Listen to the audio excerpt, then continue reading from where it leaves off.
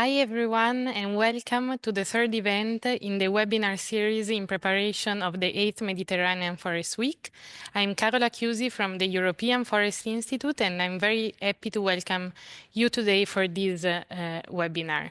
As you know, this webinar series is being done in preparation to the 8th Mediterranean Forest Week that will happen in a couple of weeks in Barcelona, and will allow us to discuss different key topics for Mediterranean forest in 6 plenary sessions. And as you see here, one of them is exactly about wildfire prevention and post-fire restoration. That is the topic that we will discuss also here today.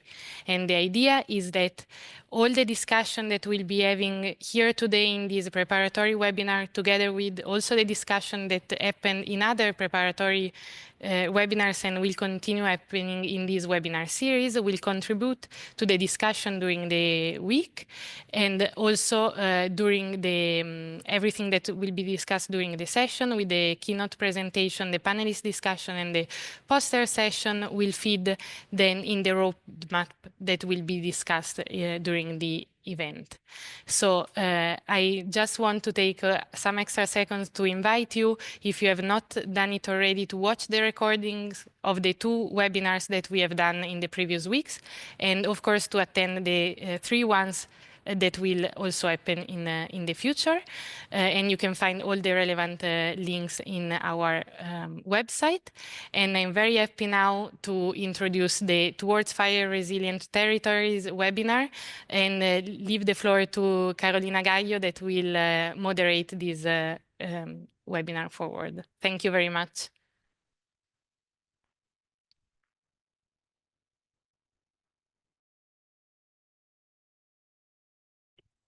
Thank you very much, Carola. Hi, everyone, and welcome to this webinar today. I am Carolina Gallo. I work for the Food and Agriculture and Organization of the United Nations, FAO, and more specifically for the Forest and Landscape Restoration Mechanism and the Silva Mediterranea Committee. And I am going to give you a very brief introduction to this webinar on fire-resilient territories. To give you a broader context of the Mediterranean regional dynamics, Silva Mediterranea is the Committee on Mediterranean Forestry Questions, and it's a statutory body of the FAO. It has 28 members, which are 27 countries and the European Union, and it counts as well with several technical and financial partners. The membership to Silva Mediterranea is open to all those forest, agricultural, and grazing economies that are linked to those of the Mediterranean region. The mission of the committee is to review the trends in the use of forest land in the Mediterranean area and assess the impacts of changes in the agricultural, industrial, and urban sectors. It advises member governments accordingly on the reorientation or improvements needed to meet evolving situations or newly emerging needs. The committee also determines and carries out technical studies and surveys to assist in the formulation and implementation of national forest policies in collaboration with the member states and with the support of the appropriate national forestry agencies. And it also identifies forestry research priorities in the Mediterranean area, determines forestry research projects of common interest to member governments, and recommends measures needed for forestry research institutes to implement those projects. Since 2010, it co-organizes, together with key partners as FIMED or CTFC, the Mediterranean Forest Week that happens every 2 years and includes as well a high-level segment with Silva Mediterranea members and partners. The committee counts as well with 5 different working groups that I'm not going to explain in detail, but would like to mention. One is on non-wood forest products that is led by Portugal, one on genetic resources that is led by Italy, one on urban and peri-urban forestry, which is led by 2 universities from Spain and Italy, plus the FAO Urban and Peri-Urban Forestry Program. Another one on the certification and restoration led by Turkey, and one on forest fires co-led by Spain and Turkey, and it's in the context of this working group that we are here today. As already mentioned by Carola, this webinar is organized as a pre-event of the Mediterranean Forest Week session on wildfire prevention and post-fire restoration, which will take place on Tuesday morning for those of you that will be attending either in person or online. And it's co-organized by the Silva Mediterranea working group on forest fires that is led by the Spanish Ministry for the Ecological Transition and Demographic Challenge, and the Forest Science and Technology Center of Catalonia, the CTFC, with the financial support of the Barcelona provincial government and FAO. So today we have here with us 4 speakers that are going to present different and very important aspects on how to build fire-resilient landscapes in the context of the FIRE-RES European project.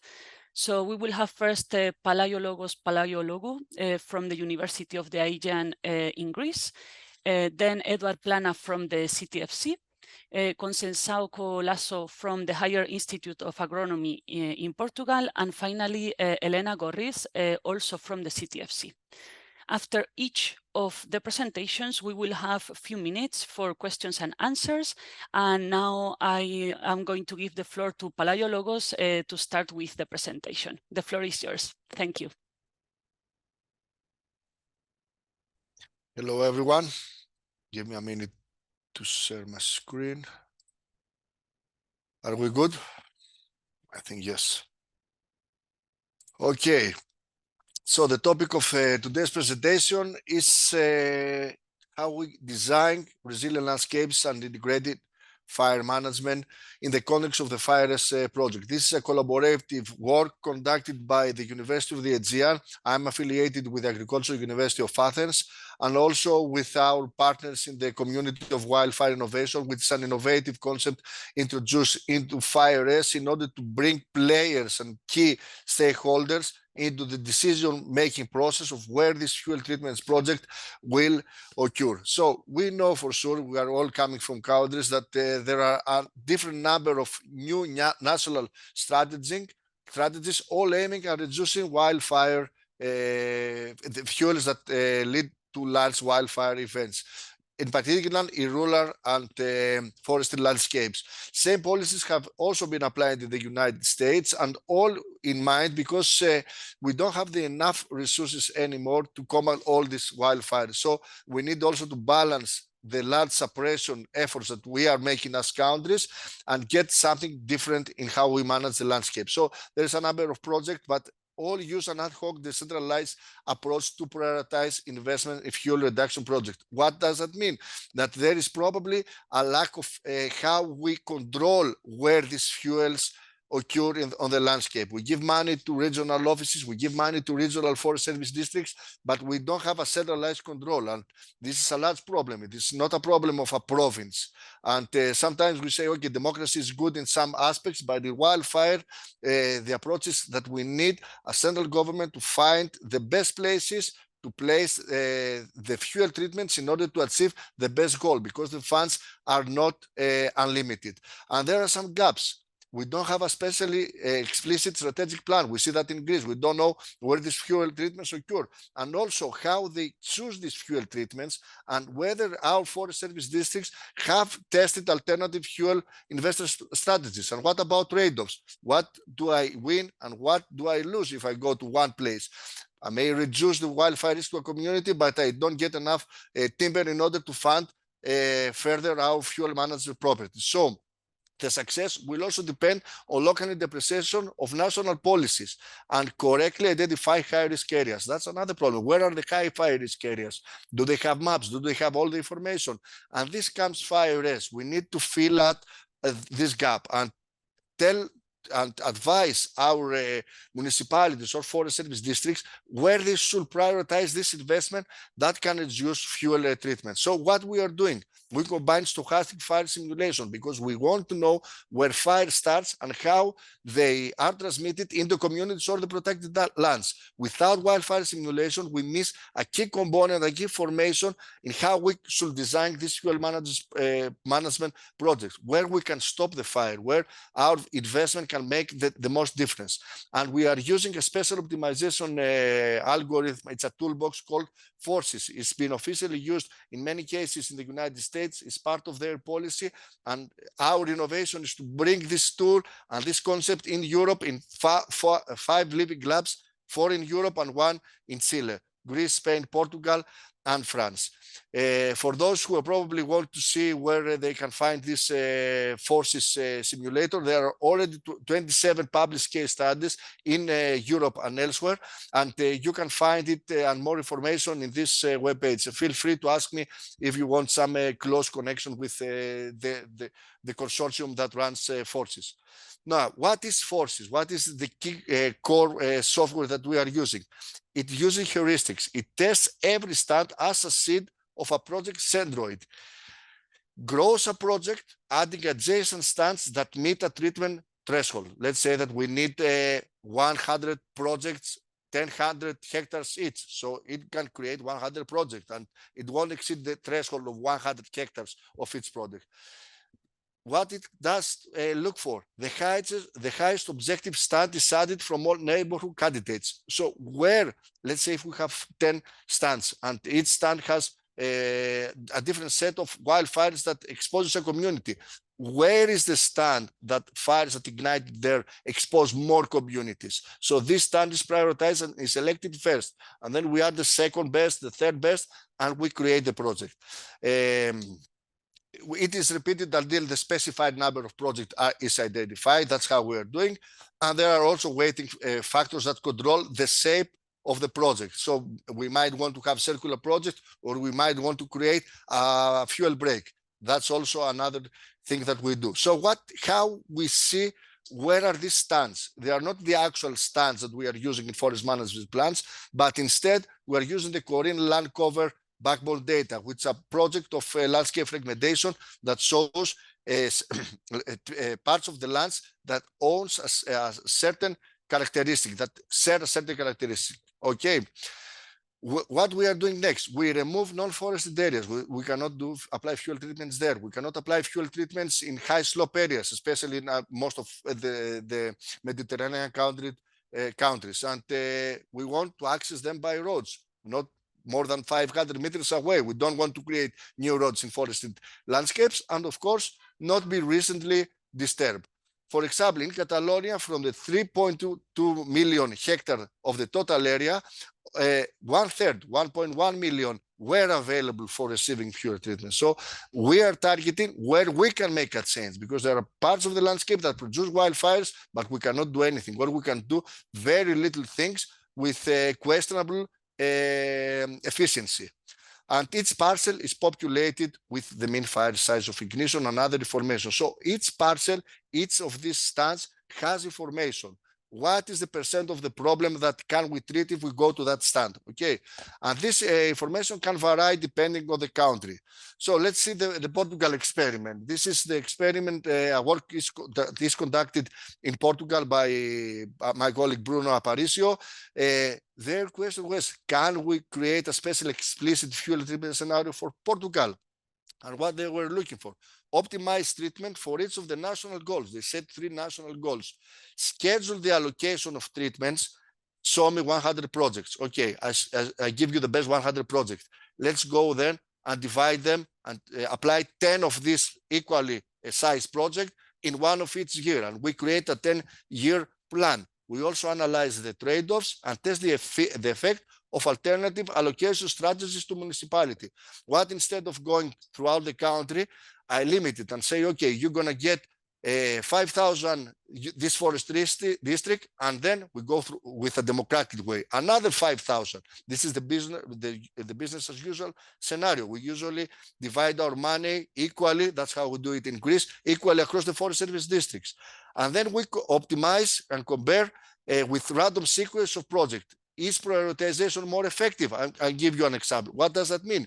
What if I go and I treat randomly on the landscape? How much of the problem can I tackle? 5%. What if I use a special optimization algorithm? We see from our result that it goes 2 or 3 times more.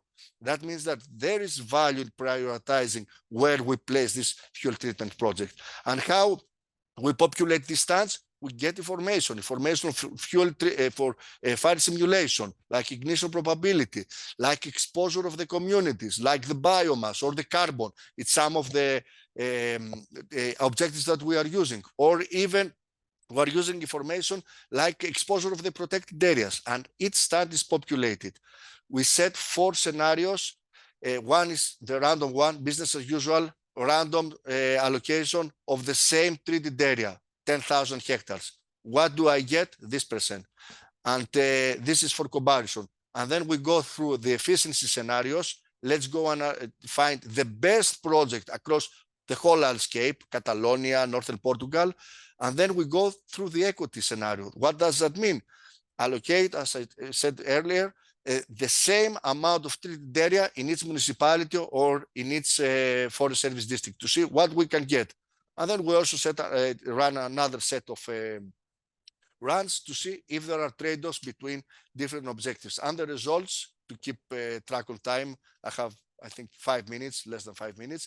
These are the 5 living labs that we are working in FIRE-RES. The work is still in progress in H2020, but as you can see, almost 1/3 or 1/4 of the total area of each living lab, it's available for fuel treatments, okay? Because we exclude, as I said earlier, areas that are in high slopes, away from roads, or they don't have access or other have been disturbed recently.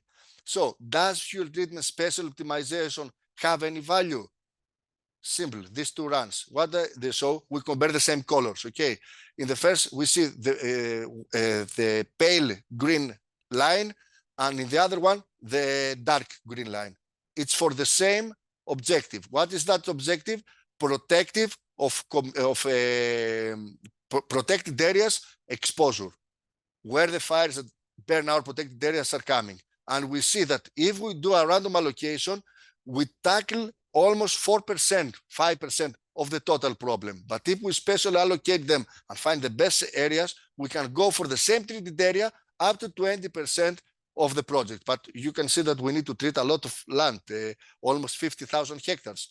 And also the same appears if we go with the other test scenario that we use, close to the roads. That's how we do it in Greece. We go close to the roads. We see also 2 or 3 times, for example, in the red line, structure exposure. We get less than 3% of reduction of structure exposure when we place actually the fuel treatment project. But if we specially optimize them, we go up to 13%. So that's a huge difference. And we see the first example of the set run, that it's efficiency. We find the best project across the whole landscape. And we create a 10-year allocation plan. And we see that we need to treat a lot of area. Like, for example, this is the treat on source areas to reduce community exposure, because there are some places away from the communities that send fire and goes to the community. And there are community sinks what are the places and location inside the community that receive this fire. And we can also treat that to reduce their exposure. So there are 2 different things. Either we go to the source or we go to the sink. Now, this is one of the examples. And we can see that if we prioritize for one objective, we can also get some benefits from other objectives. For example, for structure exposure, with this optimization scheme, we need to treat almost 180,000 hectares, and we can reduce up to 70%. But we can also get a lot of protection of community, of protected areas exposure. And we can get some timber and protect the carbon from the atmosphere. And if we combine for all the projects that we can prioritize, we can find some stands that can have effect on more than one objective. And if we go to that stance, we get even better results by treating fewer areas. We can get a lot of more benefits in different objectives. And this is the equity scenario. What's about throwing our money and giving our money equally across the Forest Service district? We can still see that there are some potential here. We can create a 10-year allocation plans also for this project. We can rank the project and say, okay, I suggest you to go in this area first, and then in this area first, to achieve certain and measurable outcomes.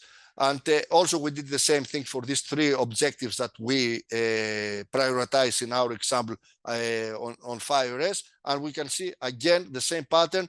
We get a total reduction of an objective.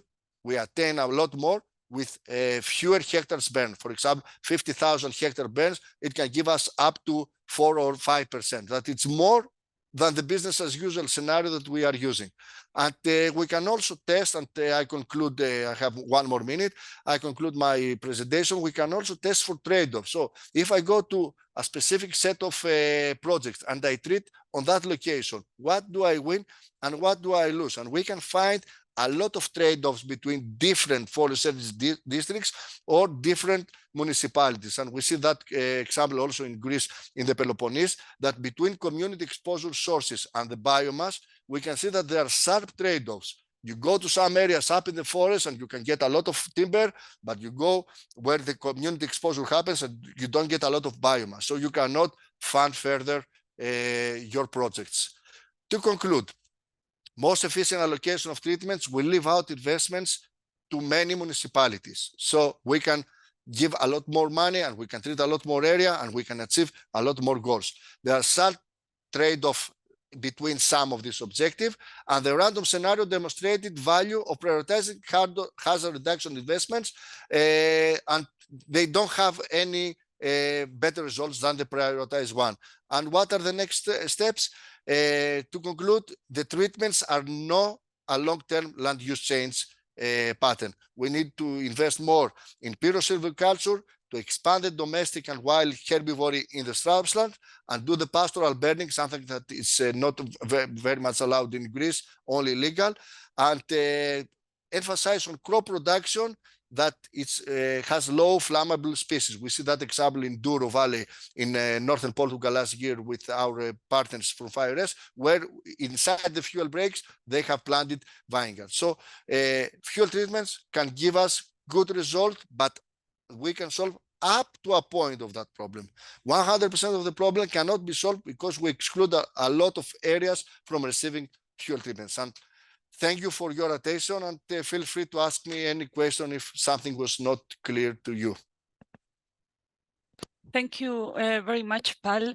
I actually have a question that is actually like what for using forces, like what do we need in terms of data to implement this approach if we wanted to implement it in a different region, and if the software is accessible, open source and free access?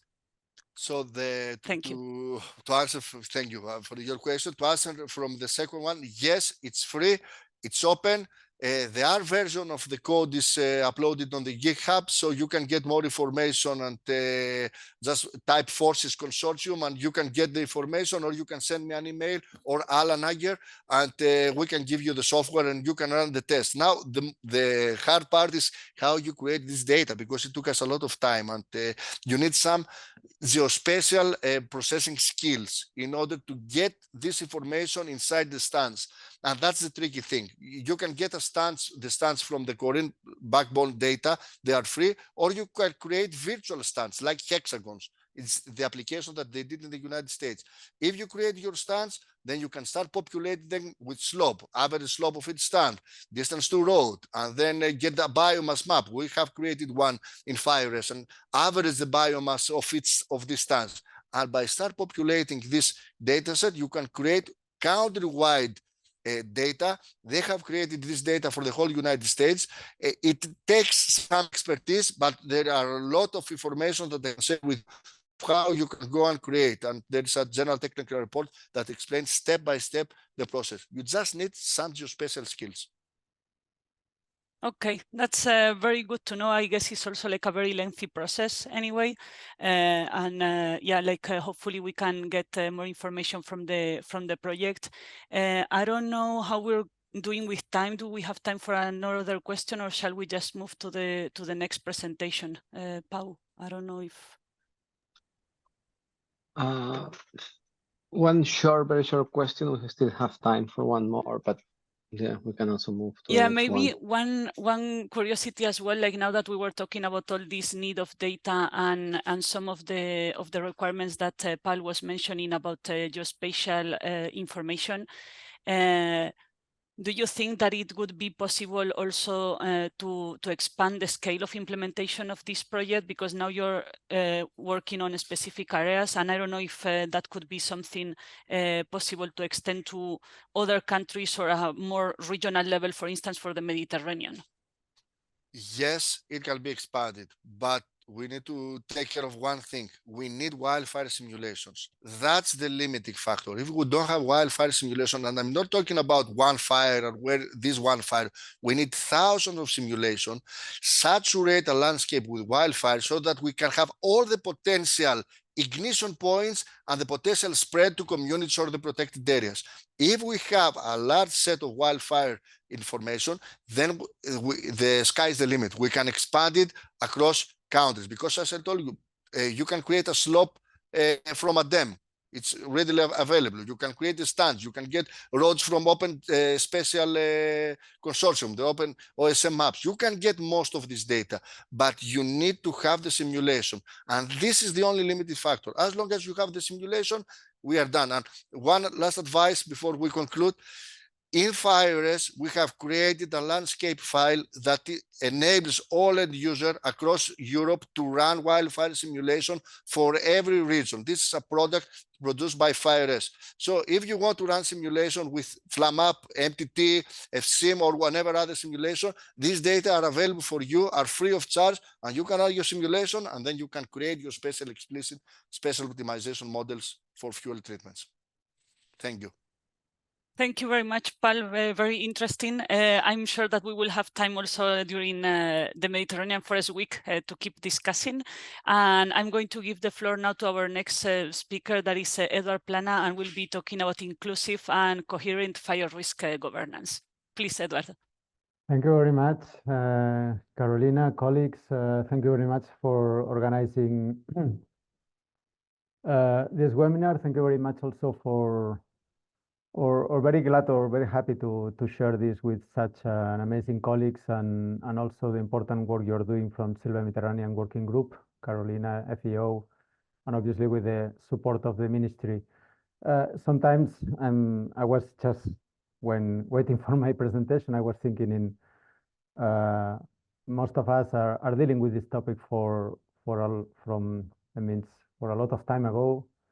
And just to see how we can put new contributions that really serve to make the difference and to solve the problem. So in somehow wildfires, it's a kind of old friend in our Mediterranean landscape. We are dealing with this challenge for long, and I think that the main issue today is try to share with the audience ideas, but also be open to discussion and to comments about how to move forward in that sense.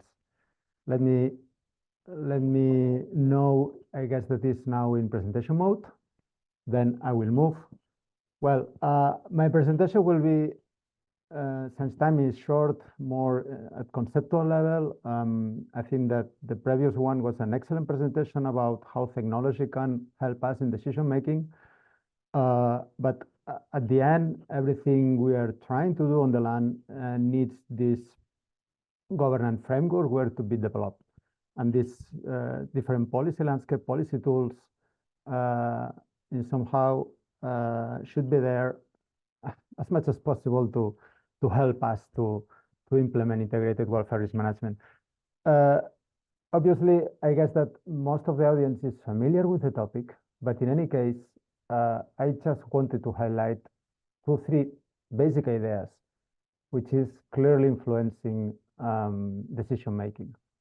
And I know in between the organizers are people with a lot of responsibility in the governments, and they must take decisions. And as was explained before, funds are limited. Obviously, we're in a context where the situation, the fire weather is, because of especially climate change, is getting worse. But the bad news is that it doesn't seem that it's going to improve that situation. So every decision we are taking right now must take into account the current situation, but also how the future is going to be, and then in somehow move to the present that decisions that we need to be better prepared to the future. I'm saying that because we are dealing around forest and forest landscape and agricultural landscape and everything we can want to do on that landscapes. And I'm sure that in the next presentation will appear also, obviously, the social dimension. Every change we want to do on the landscape needs time.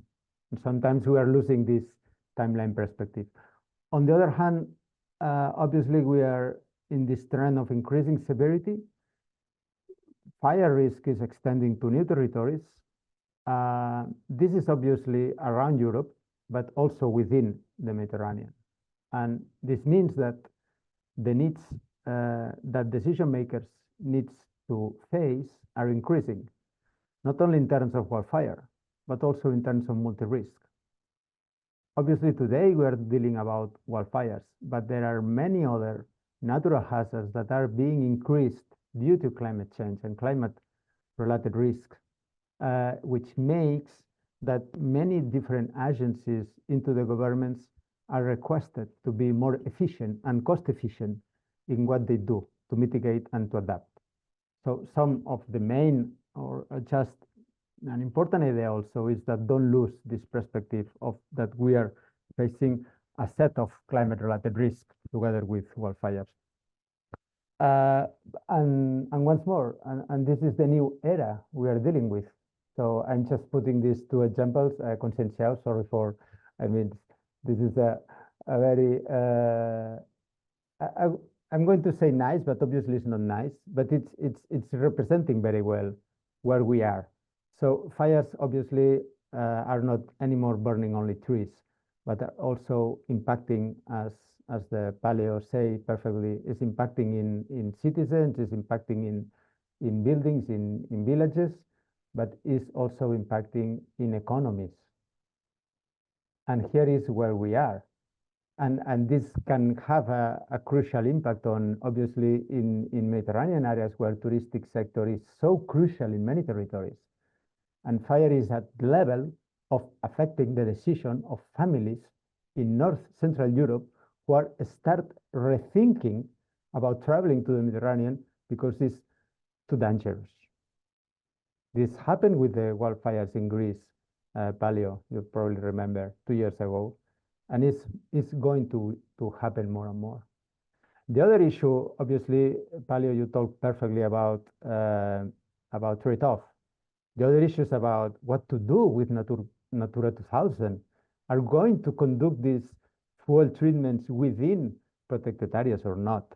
The Commission is doing a hard work in looking for how to work in synergy in between nature conservation, biodiversity conservation, and climate risk mitigation, because they are fully aware that they cannot keep, you know, protected areas like a kind of bubble, trying to put, I don't know, fire breaks around, and I don't know exactly how, but obviously these are new situations. Then just trying to share some basic ideas that probably we will have much more time on the Mediterranean Week to go in deep. But I think that when I was listening to you, probably about your presentation, I was thinking, yeah, okay, this is excellent information for decision making. But at the end, when we move to the land, there is people, and that people not always have the same capacity, the same capability to carry out, for instance, that fuel management. Then we have at least have on mind that capacities that forest owners has or not to promote fire-smart forestry practices, even urban planners are able or not, are guided or not on doing a more fire-smart urban planning. So at the end, we are building risk if we put more houses on the woodlands, and obviously, if we have information about the fire risk of that woodlands, we can guide the urban planners on not contributing to build new risks, etc., etc. So we must have this on mind. Obviously, this is a recent paper. This work was conducted in coordination with FIRE-RES project about these questions of equity and justice. And I just share this to have this on mind when discussing our aspects.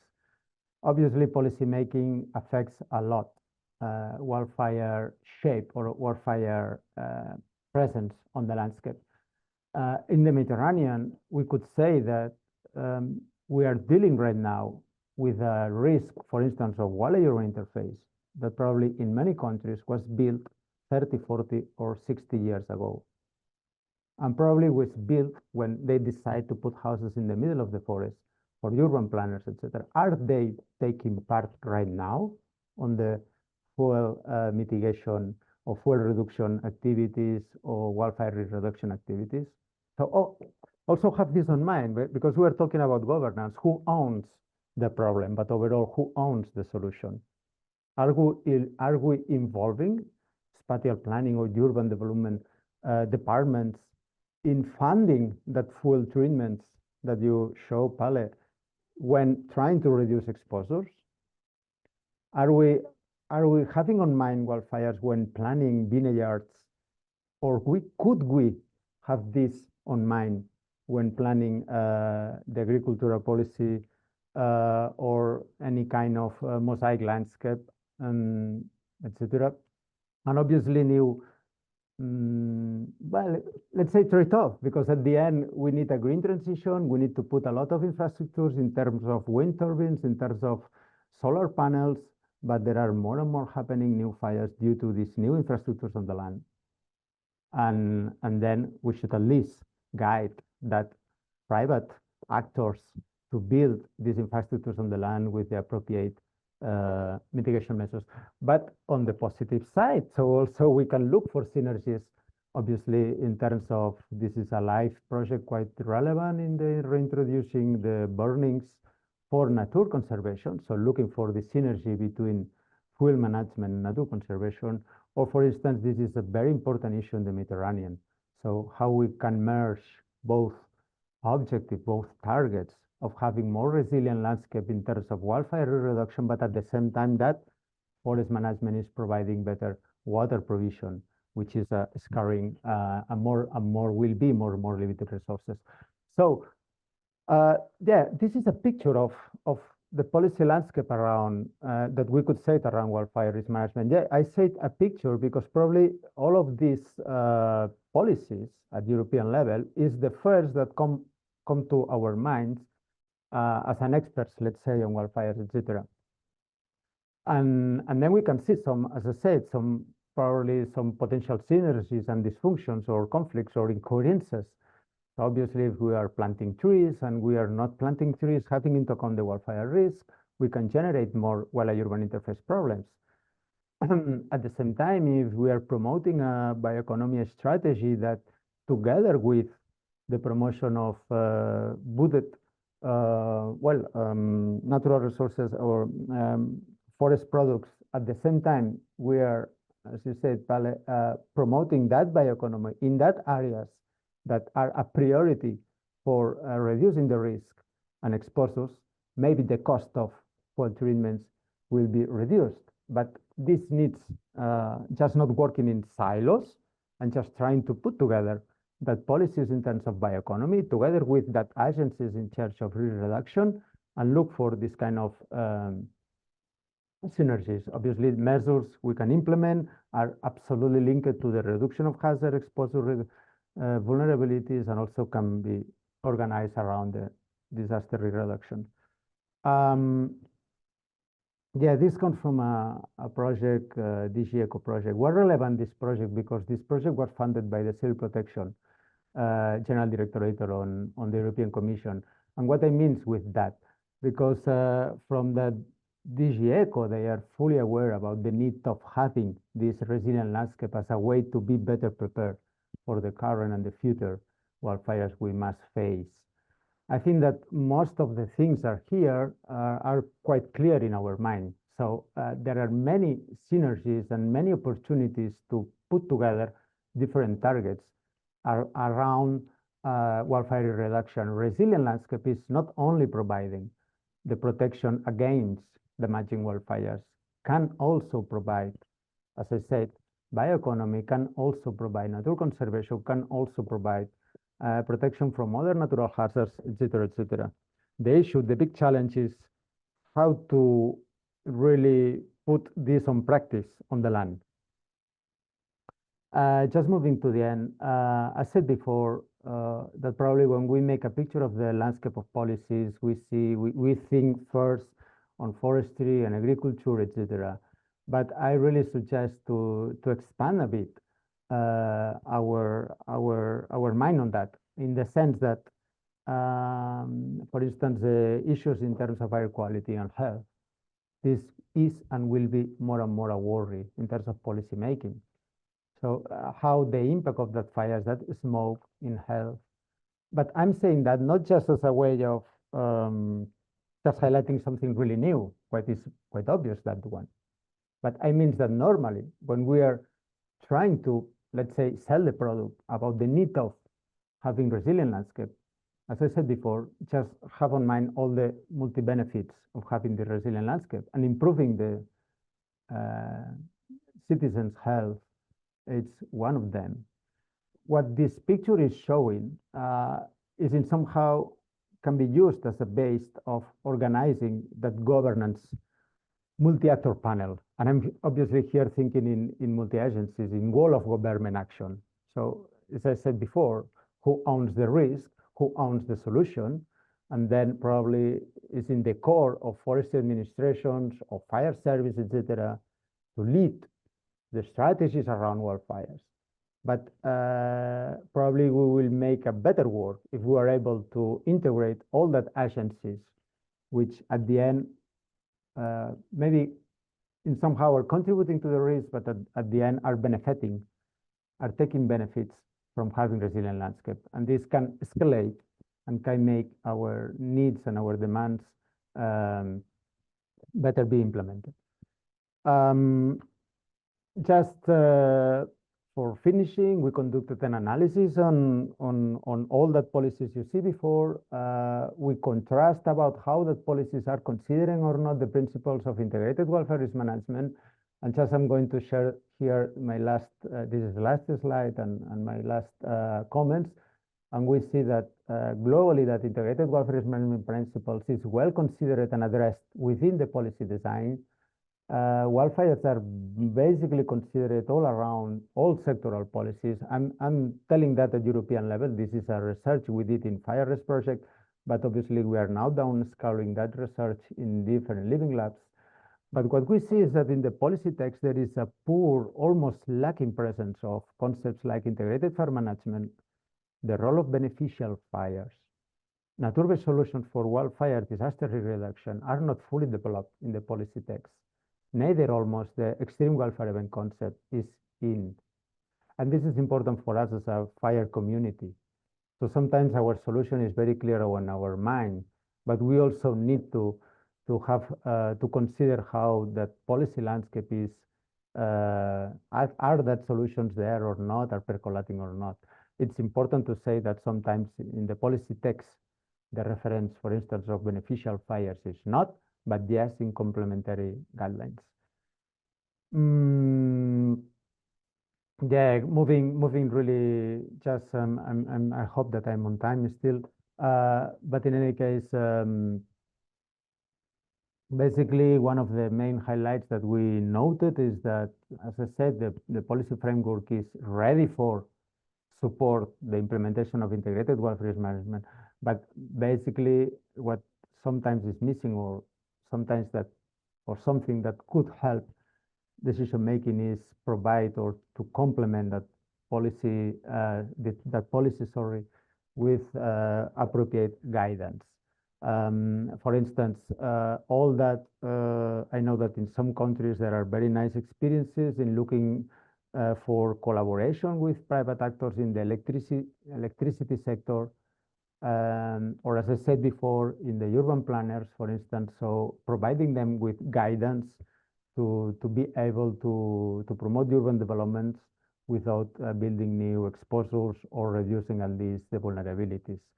Something that is very important at the end for those who are foresters on the today here is just move a bit on the concept of that resilience landscape. We are also protecting, as I said before, people, we are protecting forests, and we are protecting economies.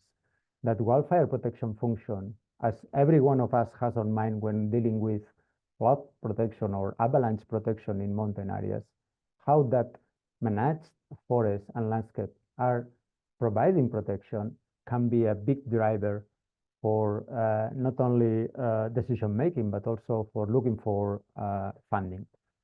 Some gaps. Yeah, I think that this is a kind of request for at least academic or scientific community that we are dealing many times in terms we are talking a lot of fire smart or fuel management practices, but we should really be much more close to those who are taking decisions and just look for how to implement that solutions. It's not about if it's available the land to do fuel management, but overall if it's feasible. And that feasibility is not only sometimes in terms of only funding, it's in terms of access to the land, ownership, social perception, how people assume the responsibility they have or not. Obviously, funding is one of the main constraints. I think that is still missing, at least in Europe, a more clear position about the role of beneficial fires in the ecosystems. This can be linked to nature restoration law, for instance, and just look for synergies between wildfire reduction and nature conservation. Obviously, there is lack of global guidance on urban planning in general. Okay, there are the climate proofing for infrastructure, technical guidance, but we should expand this to everything we do on the land in terms of urban planning, should have fire on mind. And probably this is also conceptual, but at the end, even doing our best, probably we must live with that extreme wildfire events. That means that even having resilient landscape, that landscapes will burn. And then we will have also a kind of plan B, that when this happens, how we are going to be able to recover that land, that economies as fast as possible. Thank you very much. This is, the conclusions of this research will be published, I hope, in a magazine that is right now under review, and I hope to be able to share this paper shortly. Thank you very much, and I'm open if there is time for any question. Thank you. Thank you very much, Eduard. Always very interesting to hear all the work done in governance. I'm going to ask you just one question because we are like few minutes delayed. And one that I'm always very interested in is the involvement of local population specifically. So from your experience, how do you think the population perceives the wildfire problem, and how we can actually involve citizens and other local actors in being part of the solution? Yeah, thank you very much. I think that we could learn a bit from more, let's say, bottom-up approaches and community-based approaches, in the sense that obviously the participation and the support from agencies, from public agencies in fuel management, etc., is important.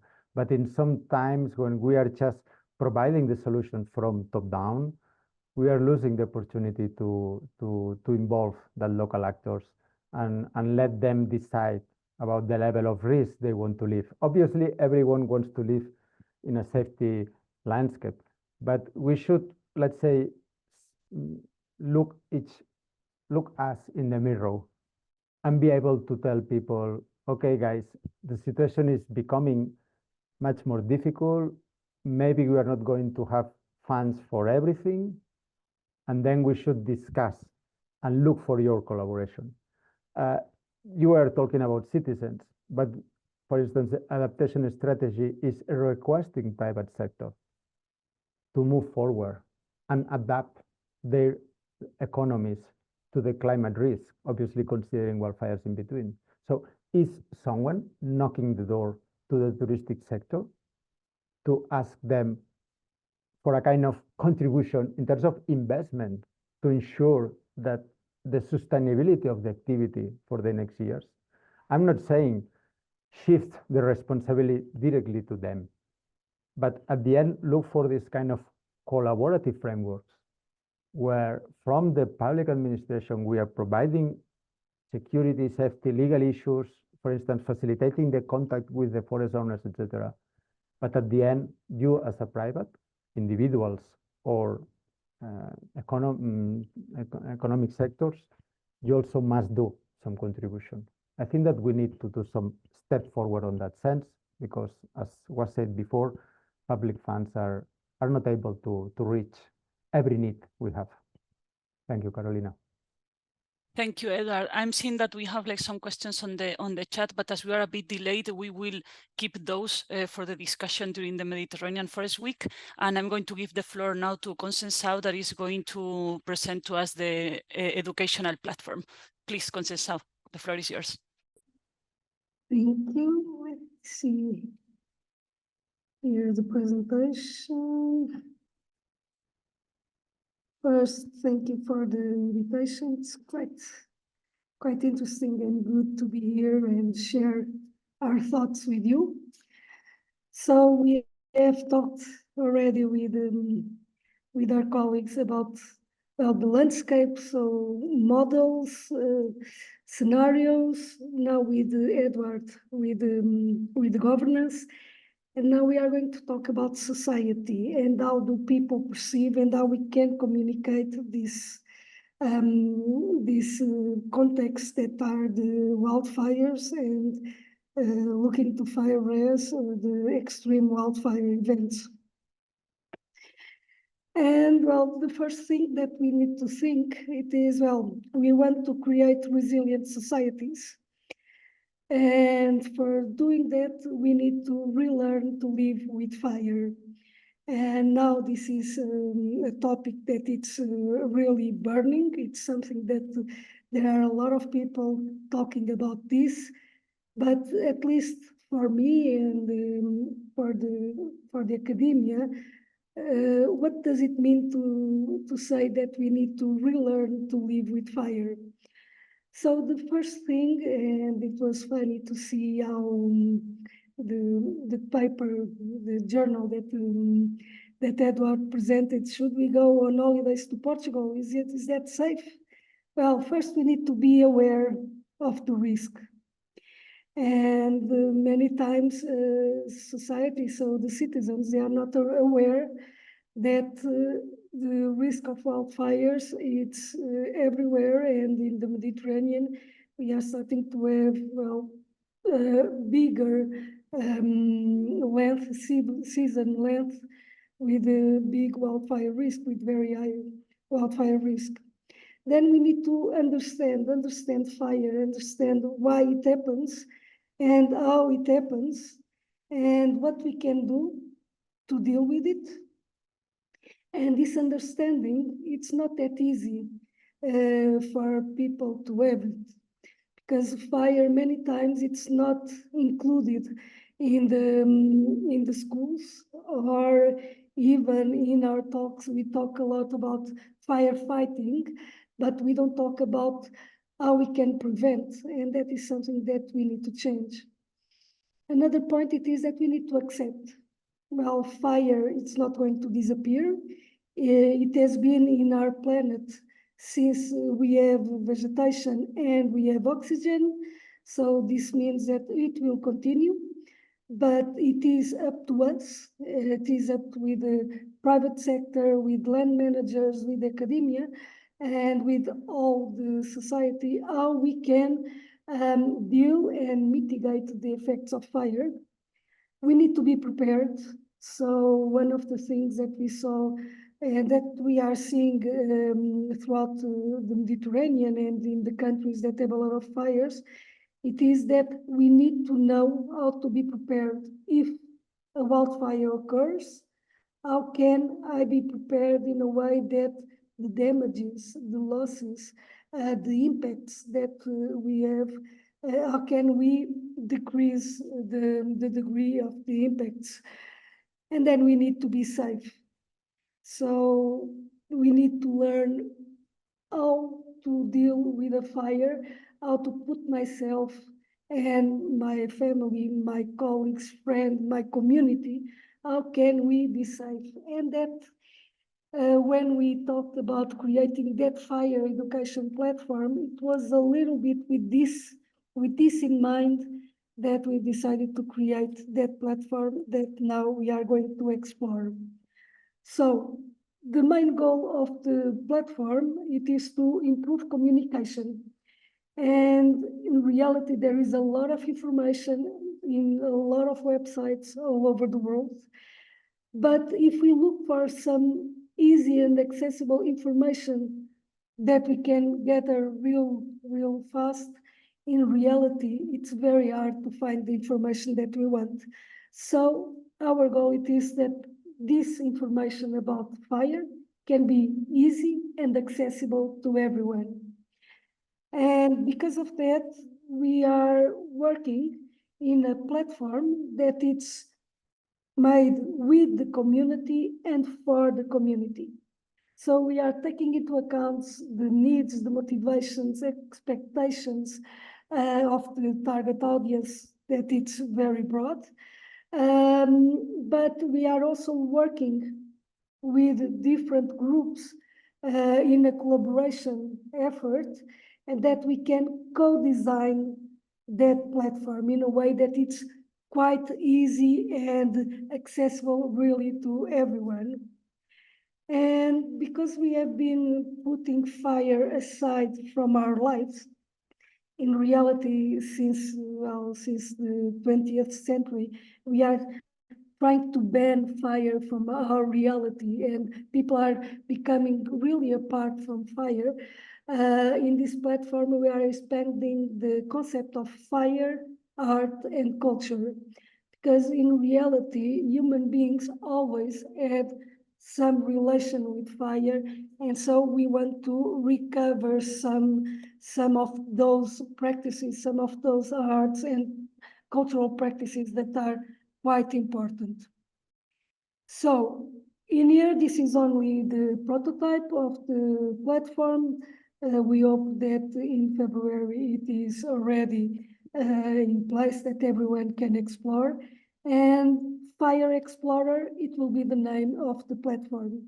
And what we want to, we have three main sections. That it's to teach for teachers and educators. So we want to provide easy materials and contents that an educator or a teacher, if they want to work about fire, they can find in here good training courses, good material. Also to learn is in reality for everyone. Of course, the students probably will be the ones that will be more in depth in this part, but this is for everyone in a way that they can learn about fire behavior, what is happening, in a way that they can also be prepared. And the third part, that it's more focused on fire, forestry professionals, landscape managers, and so on. So it will be for the professional class that they can find how they can manage the land, looking for the most updated information and knowledge in a way that they can be more resilient and the work can be more effective. And one of the things that we did, it was a big survey, a European survey, about what are people looking when they look for in the internet about fire. And what we see, it is that, and this doesn't matter if they are firefighters or if they are foresters or if they are citizens that have nothing related with forest and fire. Everyone wants to know what to do before a fire, during a wildfire, and after a wildfire. And although there are so many information on so many different websites, we realize that it's not a quick guide. It's not very easy to find it. So we will have a 5 minutes fire guide on what to do before, during, and after a wildfire. And as I mentioned, culture, fire culture, it's quite important. And it's something that we in Europe we have it, but sometimes we forget it. So we are gathering a lot of traditions, art, all the dimensions of art, stories, and we are gathering all this information because it's something that when we are learning and sharing the knowledge, everyone likes a good story. Everyone likes to have emotions. And with all this part of fire culture, we believe that it will be easier to open the door to learn much more things about fire. And one of the things that we realized also, it is that all over the world, we have so many events related with fires, practices, myths. So we will have a map that how does it manifest fire throughout the world, and we can find information and see how many common ground we have throughout the different cultures. On the to-do, it will be a repository of technical materials, and like I mentioned, it will be for land and urban planners, landowners. So all the things, for instance, that Eduard and Paulo, they were talking, it will be included in here so that we can help the professionals to better do their jobs, even if they are not experts, and particularly if they are not experts on fire. We have been working with a lot of people. We have tried to have a lot of synergies because we are not creating anything new. We are just gathering all the best practices, all the best information and materials that we can find in Europe and also worldwide.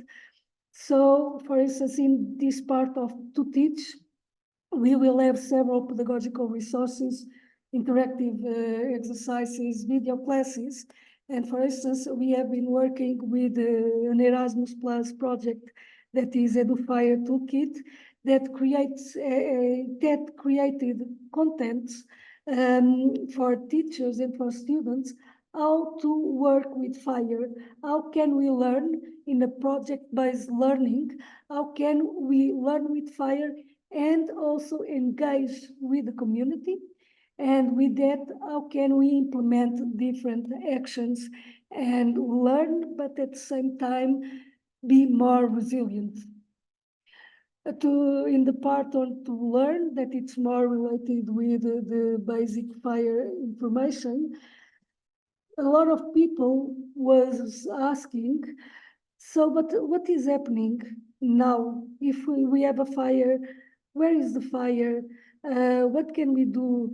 So the basic information will be here, and we can find what is happening in the world, or for instance, in Portugal or in Spain, in different countries that already have different platforms. So we are gathering the good platforms and including in this fire education platform. Also, we have been doing a lot of synergies and trying to gather the materials and contents. And for instance, this is a field notebook that explored the myths about wildfire. And so we are working with them to translate to different languages and include in the platform. Also, because of the of including art, art and science, we have been working with a project, a European project, that it's LAMENT project, that works with artists and with scientists and with communities. And in here we are working with the community of Santa Combadão in Portugal and with the artist Margarita Pevere. And we are working on how to face grief. So wildfire grief that can have to do with the losses in my land, in my house, in my family, injuries or fatalities. How can we speak? How can we pass this pain and, well, be resilient to these damages and losses? Also, we are working with the Silvanus project, that it's another H2020 project, that have created a platform where they give the guidelines how we should behave if we are next to a forest area or we are, well, citizens that are camping. And with this, we want to provide information in a very simple way for people, for instance, like for people that comes from abroad, that don't know how to behave in a country that has a huge wildfire risk, what to do if they are facing a wildfire.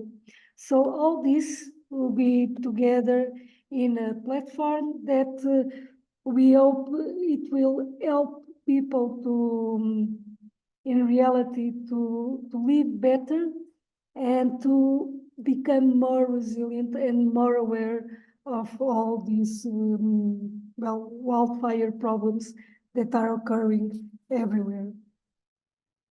And well, I was really fast.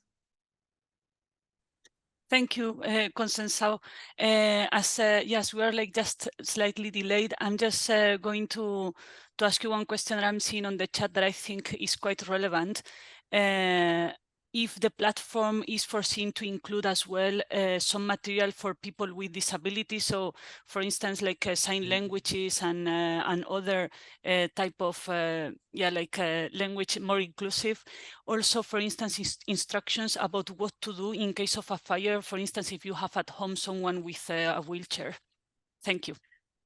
Yes, that was one of our concerns, and that's why we are working with people that are really used and are experts in building inclusive platforms, because we want everyone to be included. Not only, well, so for the blind people, also for the deaf. So if there is, probably there won't be any sign language, but it will be with subtitles. So in a way that we can include everyone, and also we will have this in 5 languages, because no one needs to know or Portuguese or Spanish or English. So let's see how we can deal with it. Unfortunately, now the internet also gives that tools that if it is in a language that you don't understand, you can put to translate. It's not perfect, but it's better than nothing. But yes, we are taking care of that. Yeah, thank you very much. I am really looking forward to seeing the platform live. I'm also really interested on the part with the art. I think it's really nice. And yeah, also like obviously like we can then try to use it as well, like for the best. Like one of the questions that we had as well was that then it like how that will also translate into different countries or different regions where you have like different approaches to things, different cultures and everything. But maybe as just for the sake of time, maybe we can have like that discussion later on. And yeah, I'm going to just give the floor to our last speaker, that is Elena Górriz. And if you want to share your screen directly, Elena, Elena will be talking to us about financing foil management. Please. Thank you. Okay. Thank you. Hello, everyone. Can you see my presentation? No, Not yet. not yet. Okay, for some reason. A ver. Okay, and now? No.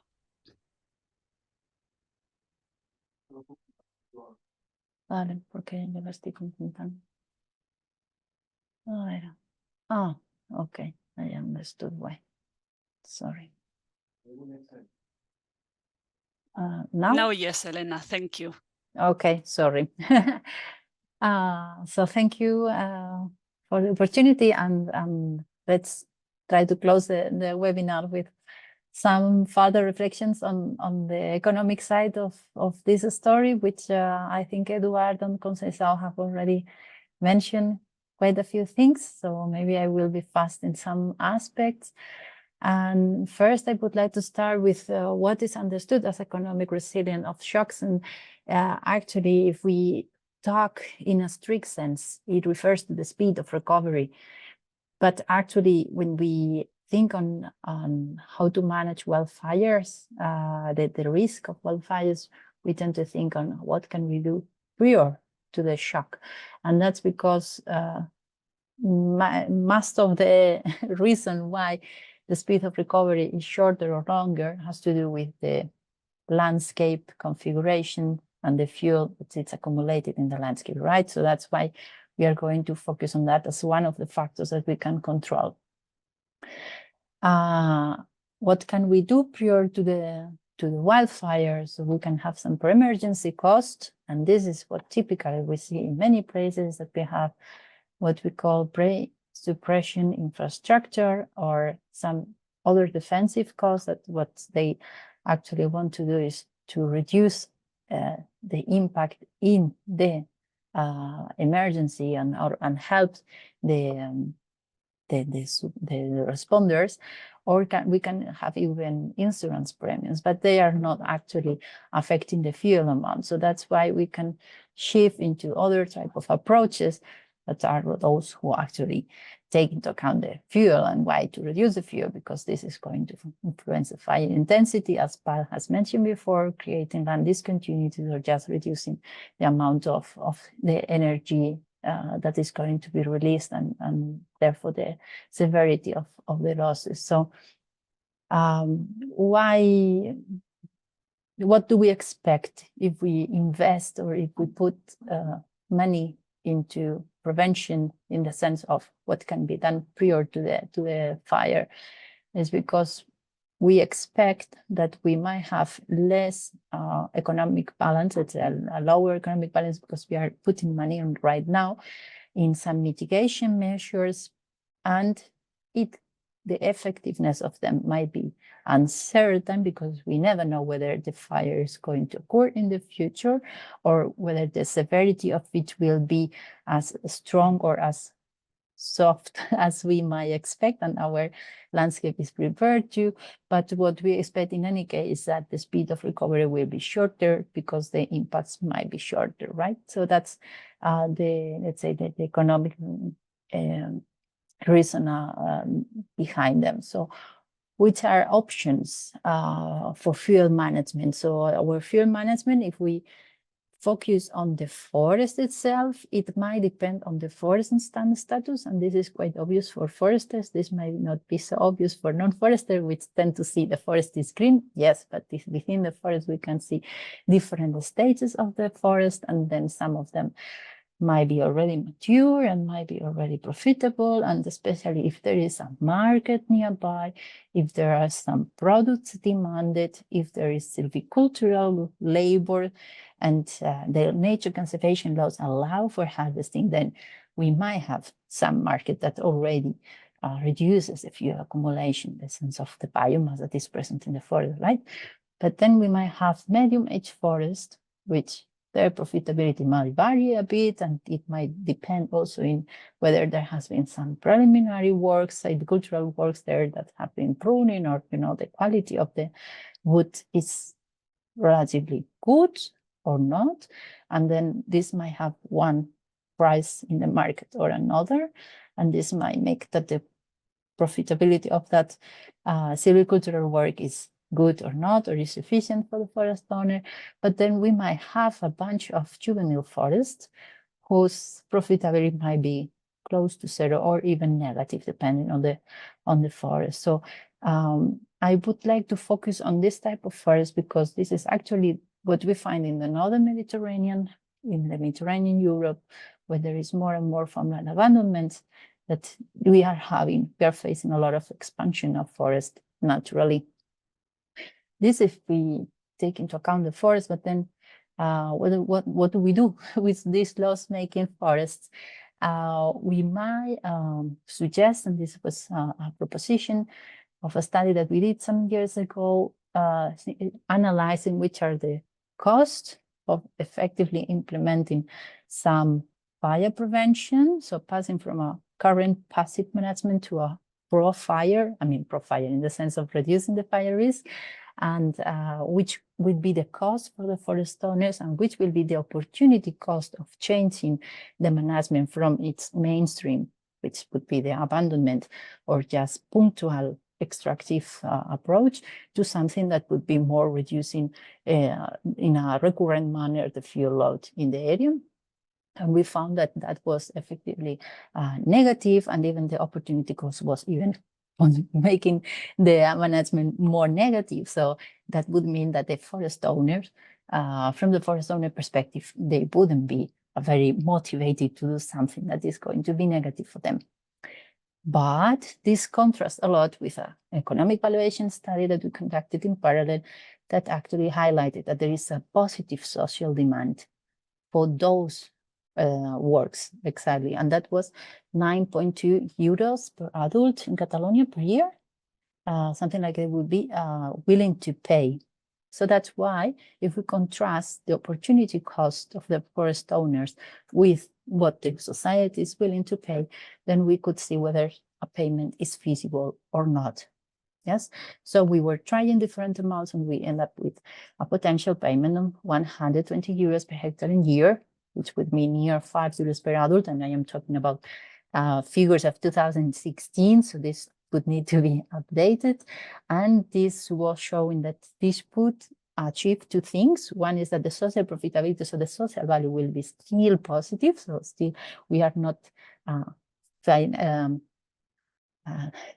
reducing completely the value of the society, but the forest owner will be incentivized to conduct actually those forest work. So that would be a, let's say, science-based mechanism. But so far this has not been implemented. But what can we do in those areas that are not necessarily forest, but open spaces, that they are giving a lot of opportunities, not only for the forest responders, but also for saving assets that are nearby that can be affected by the forest fire, but can also provide these opportunities, no? Because they suppose a big discontinuity. So we might have areas that are currently used as farmland, as you can see here in the middle, or as pasture land, but we might have areas that are simply covered by grasses or shrubs. And if we think on, okay, which is the market output from those areas? In farmlands, in pasture land, we might have some market products, while in the other areas, we might not have any product out of them.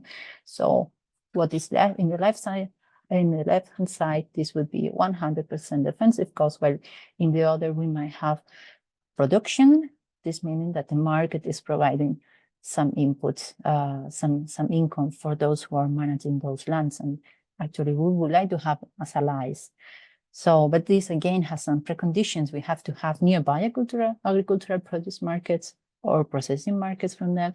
We need to have primary sector labor, and this is very important in highly depopulated areas. And we might have, especially if we want areas that are forests to be changed into those activities, we have to have that the norms, the legal framework allows for those changes, right?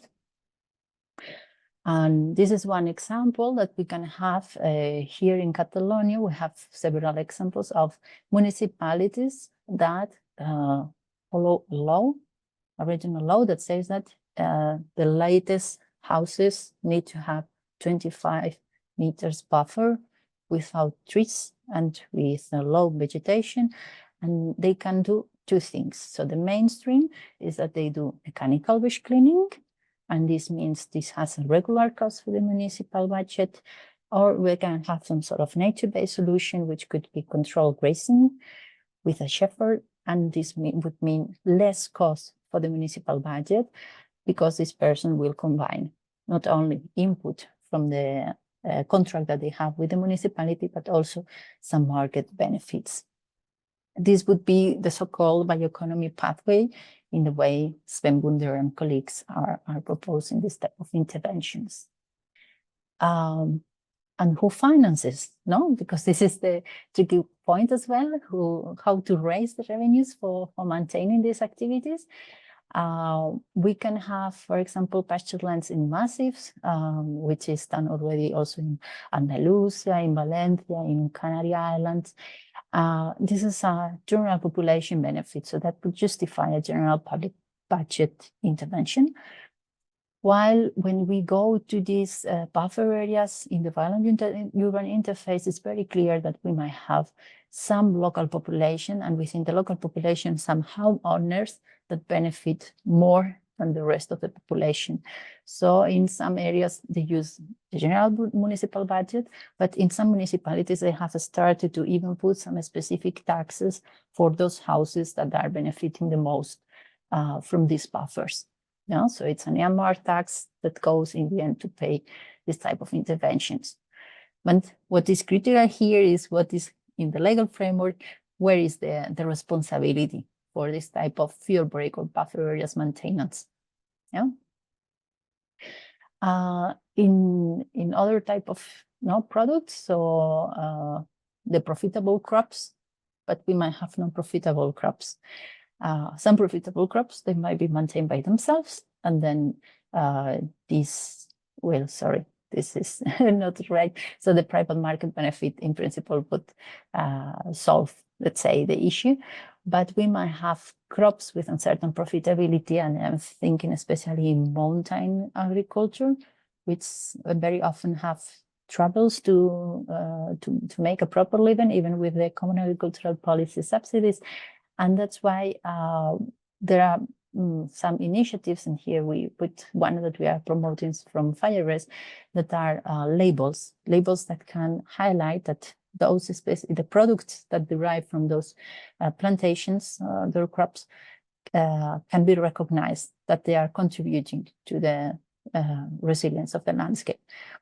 What is the idea is that this label that either allows the producers to increase the price so that they get a bonus and they can sort of get some income to improve their subsistence of that activity, or they can allow them access to some public aids, or so that they recognize this externality function that they are producing. But there might be some more costly elements to finance, and that's what we call the sunk costs for initial investments, like, for example, fencing or very strong shrub cleaning, that they are capital demanding, and especially if we think of new farmers, this is really tricky for them to actually cover that, and that can be a big barrier. So that's why in some areas they are using public budget to this end.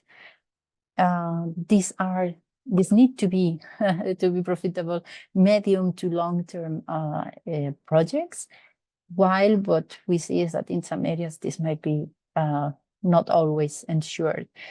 Here the picture is from the model villages in Galicia, which actually are recovering the buffer areas in terms of agriculture around the villages. And we might have also some public mechanisms using national forest funds in some areas. You see here a couple of examples from the Mediterranean, so from Portugal, Croatia, Slovenia, Greece, etc. So there are several ways to raise budget, but especially I would highlight the issue of the example of Portugal, that is a tax on the fuel, or the Croatian green tax, that is a tax on the personal income, right? And this, on the other side, can be distributed and oriented to several forestry interventions, and one of them could be fire management or fire prevention or fuel reduction. Finally, we can have newer actors funding. As Eduard was mentioning, why not having the tourism sector financing? If they benefit from the maintenance of the landscape, they could think of having some regular costs in having the maintenance of the landscape as part of their productive costs. Or also in some areas there exists this tourism tax, which could be also their funds could be diverted into fuel management as well, because they are usually used for other purposes. And here I would put the example of the Samaria Gorge in Crete Island in Greece, that the funds are reinvested in the parks for many issues, but also fire prevention. Or the resilience bond that you might have heard, and this is the idea is that there are several entities that might see their business improved if the fuel load is reduced and the consequent fire losses are reduced. So it's a sort of anticipating future savings if they invest now and they pool all these savings together now. And in the end, what they are acting is as investors, so they anticipate money. There is an agency who actually capitalizes that and invest in some forest management. From the forest management, they get some revenues and they have to pay back the principal that has been lent to them. So it's not a donation at all. They have to return the money, but the investors have this incentive that they are going to save money if they use this money nowadays. And there are already some examples in the United States, not yet in Spain or in Portugal or in Greece, etc. But it's something that we are exploring as well. And finally, I would like to highlight the issue of efficiency, which is critical if we have limited budgets. One is the idea of zoning, which is critical. And here we have, for example, in one county area in Catalonia, that the forest fighters have identified as critical for them to help in the extinction. And the red points that you see are the requests for land use change into vineyards, because this is an area of high quality vine. So one of the things that we would like to highlight here is if we can prioritize those areas that would be, this will be providing a higher externality that if they just produce wine in the other areas, right? So it's a way to help prioritizing policymakers. And also the issue of coherent zoning. So the fact that many, especially in countries with private forest ownership, we see that many times individual applications to subsidies, etc., happen in the territory, very scattered here and there, and the effectiveness of that in the actual fire behavior is very doubtful. So there are techniques to help designing subsidies in a more coherent, spatially coherent way, like what you say, the agglomeration bonus. So this is a graph of a policy brief that we produced within the FIRE-RES project that is summarizing these different instruments that I have mentioned, and I will conclude with this presentation. So thank you very much. Thank you very much, Elena. Super interesting. Yeah, as I mentioned also in the previous presentations, I think this project is really nice, and it would be also super useful to expand these experiences into other countries, specifically in the Mediterranean. And yeah, we can have like more in-depth discussions during the Mediterranean Forest Week. I'm going just to ask you one question because we are like just right on time for the webinar. One that is coming from the YouTube chat. That is if we have some economic incentives for the shepherds to go to the wildland-urban interface areas for fire break to work there. Mm-hmm. Wildland-urban interface areas are generally responsibility of each municipality. So one would need to go to a specific country and see which are the rules for the municipalities. And what we see is that in some areas, and here I see, I know closer the example of Catalonia. So there is a Catalan regulation already since many years ago that makes mandatory to have these wildland-urban interface buffer strips. And subsidiarily, if the homeowners do not conduct those activities, the responsibility goes to the municipality. So that's why some municipalities have started to create these contracts with shepherds. There are many challenges for them, but there are some mechanisms. So it really depends from country to country, from region to region. Yeah, but there are, and actually in another project, not FIRE-RES, we are trying to produce some guidelines for those municipalities who would like to engage in similar activities.